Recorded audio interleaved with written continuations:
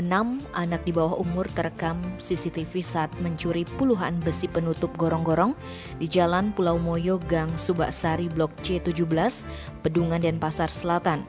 Karena aksinya viral di media sosial, polisi bergerak cepat meringkus mereka.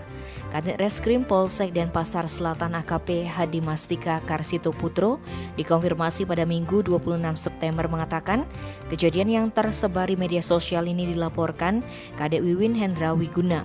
Kata Hadi Mastika, peristiwa yang terjadi Rabu 22 September sekitar pukul 16 ini bermula saat Hendra pulang dari melayat di Banyuning, Singaraja, Buleleng. Setelah tiba di rumah saat Hendra hendak menuju warung Subak untuk menghadiri acara ulang tahun bibinya, dia melihat penutup gorong-gorong hilang. Kejadian itu diinfokan ke grup media sosial di perumahan. Atas saran warga, kejadian itu diviralkan ke medsos. Berdasarkan informasi di medsos, tim Opsnal Reskrim Polsek Densel melakukan penyelidikan. Hasilnya, didapat informasi bahwa pelakunya beralamat di Jalan Ceningan Sari nomor 4B Sesetan Densel.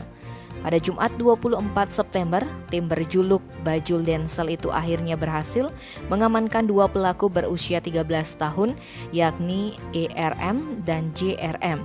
Dari keterangan keduanya, 4 pelaku lainnya berhasil diamankan, yaitu YJM berusia 11 tahun, kemudian FB, SC, dan GLBL yang juga berusia belasan tahun.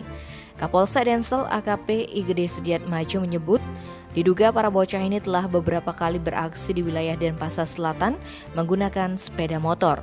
Lantaran ada total 22 tutup gorong-gorong terbuat dari besi yang diamankan dari tangan mereka. Motifnya karena faktor ekonomi serta kurang pengawasan dari orang tua. Tim Bali Express melaporkan.